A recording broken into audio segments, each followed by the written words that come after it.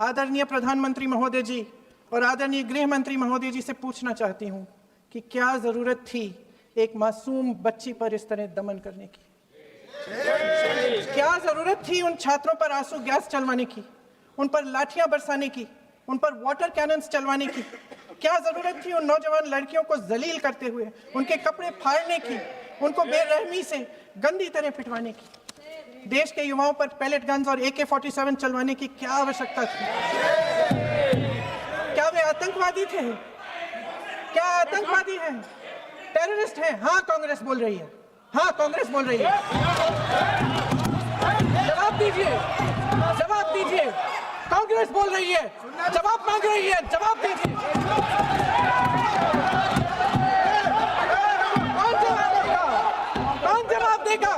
गृह मंत्री जी जवाब देंगे। किसने ऑर्डर दिया? किसने ऑर्डर दिया पैलेट गन्स चलाने के लिए? किसने ऑर्डर दिया? आपके माध्यम से मैं पूछती हूं अध्यक्ष महोदय, किसने ऑर्डर दिया? प्रधानमंत्री जी ने दिया?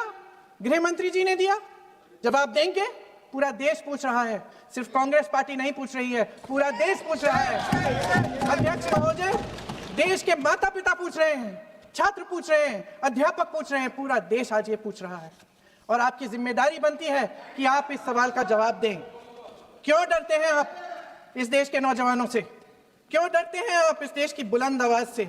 और उस आवाज को दबाने का हक आपको किसने दिया है? महोदय, ये सदन यहाँ बैठे हुए सांसदों की जागीर नहीं है, ये इस देश की अमानत है। यहाँ बैठे हम सब इस देश की जनता, इस देश के युवाओं, बुजुर्गों, गरीबों, अमीरों और सब धर्मों, सब वर्गों के देशवासियों के सेवक हैं। हम उनके प्रतिनिधि हैं और ये सत्ता हमें उन्होंने ही दी है। इस देश का संविधान हमारी सर आंखों पे, इस देश का लोकतंत्र सर्वोपरि है, इसे ध्वस्त करना पाप है। यह करोड़ों जनता हमसे सिर्फ एक चीज मांगती है, जवाबदेही। इंग्लिश में इसे अकाउंटेबिलिटी कहते हैं। हमें सत्ता देकर, हमें यहां तक लाकर सिर्फ उसकी ये गुहार है कि जो हम करें उसकी भलाई के लिए करें, और अगर उनके साथ अन्याय हो तो हम उनके प्रति जवाबदेह बने और उन्हें न्याय दिलवाएं। पिछले दिनों हजारों बच्चे सड़क पर उतरे, उन्होंने अपनी पीड़ा व्यक्त की, गांधी जी के दिखाए हुए रास्ते पर अहिंसा और सत्य को अपने दिलों में रखते हुए, गाते, मुस्कुराते हुए शांतिपूर्वक प्रदर्शन किया। लोकतंत्र के सबसे पवित्र सिद्धांत के तहत उन्होंने अपनी आवाज उठाने का अधिकार कायम किया।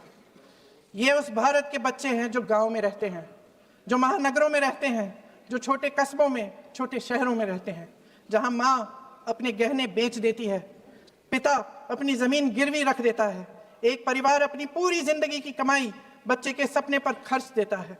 और अब उन्हीं बच्चों को लगने लगा है कि आज इस देश में मेहनत से ज्यादा बेईमानी मायने रखती है, मेरिट से ज्यादा पैसा मायने रखता है।